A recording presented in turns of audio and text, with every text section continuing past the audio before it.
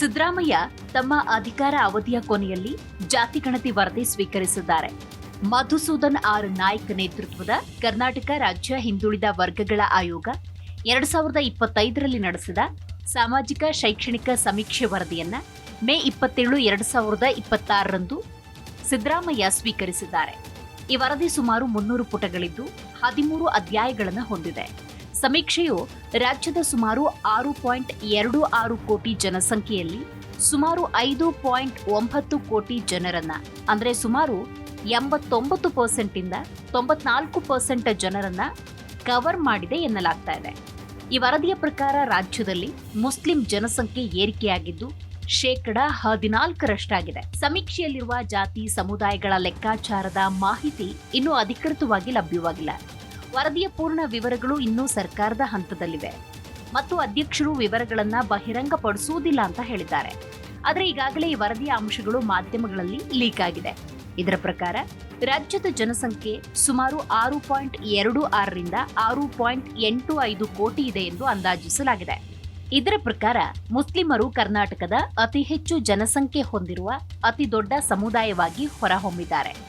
ಮುಸ್ಲಿಮರ ಸಂಖ್ಯೆ 14%ರಷ್ಟಿದ್ದು ಸುಮಾರು 75 ರಿಂದ 80 ಲಕ್ಷ ಜನ ಎಂದು ಅಂದಾಜಿಸಲಾಗಿದೆ. ಇನ್ನು ವೀರಶೈವ ಲಿಂಗಾಯತ ಸಮುದಾಯದ ಜನಸಂಖ್ಯೆ 11%ರಷ್ಟಿದ್ದು 60 ರಿಂದ 65 ಲಕ್ಷ ಅಂತ ಅಂದಾಜಿಸಲಾಗಿದೆ. 3ನೇ ಸ್ಥಾನದಲ್ಲಿ ಒಕ್ಕಲಿಗರಿದ್ದು ಅವರ ಸಂಖ್ಯೆ 10% ಅಂದ್ರೆ 55 ರಿಂದ 65 ಲಕ್ಷ ಎಂದು ಅಂದಾಜಿಸಲಾಗಿದೆ. ಕುರುಬರ ಸಂಖ್ಯೆ 8%ರಷ್ಟಿದ್ದು 40 ರಿಂದ 45 ಲಕ್ಷ ಅಂತ ಹೇಳಲಾಗುತ್ತೆ. ಇನ್ನು ಇತರೆ ಪ್ರಮುಖ ಹಿಂದುಳಿದ ವರ್ಗಗಳ ಮತ್ತು SC/ST ಸಮುದಾಯಗಳ ಜನಸಂಖ್ಯೆಯ ವಿವರ ಕೂಡ ಆ ವರದಿಯಲ್ಲಿದೆ. ಹಾಗಾದ್ರೆ ಸಾಮಾಜಿಕ ಶೈಕ್ಷಣಿಕ ಸಮೀಕ್ಷೆಯ ಉದ್ದೇಶವಾದ್ರೂ ಏನು?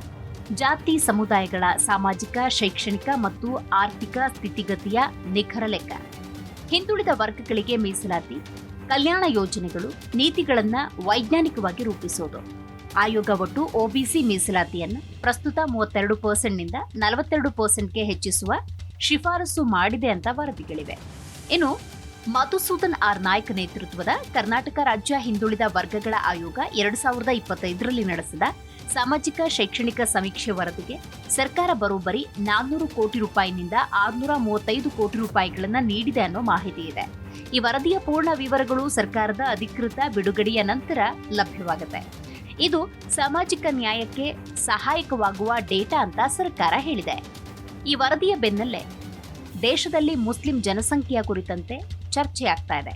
2050ರ ವೇಳೆಗೆ ಭಾರತ ವಿಶ್ವದ ಅತಿದೊಡ್ಡ ಮುಸ್ಲಿಂ ಜನಸಂಖ್ಯೆಯನ್ನ ಹೊಂದಿರುವ ದೇಶವಾಗಲಿದ್ದು, ಭಾರತವನ್ನ ಹೊರತುಪಡಿಸಿ ಉಳಿದೆಲ್ಲ ದೇಶಗಳಲ್ಲಿ ಹಿಂದೂ ಜನಸಂಖ್ಯೆ ಕಡಿಮೆಯಾಗಲಿದೆ ಅಂತ ವರದಿಗಳು ಹೇಳ್ತಿದೆ.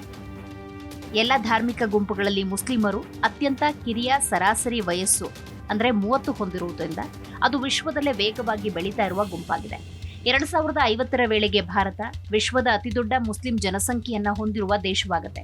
ಅಂತೆಯೇ ಭಾರತವನ್ನ ಹೊರತುಪಡಿಸಿ ಉಳಿದ ಎಲ್ಲಾ ದೇಶಗಳಲ್ಲಿ ಹಿಂದೂ ಜನಸಂಖ್ಯೆ ಕಡಿಮೆಯಾಗಲಿದೆ. ಮುಂಬರುವ ದಶಕಗಳಲ್ಲಿ ವಿಶ್ವದ ಜನಸಂಖ್ಯೆ 35% ಬೆಳೆಯುವ ನಿರೀಕ್ಷೆ ಇದ್ರೂ ಮುಸ್ಲಿಮರ ಸಂಖ್ಯೆ 73% ಹೆಚ್ಚಾಗುವ ನಿರೀಕ್ಷೆ ಇದೆ.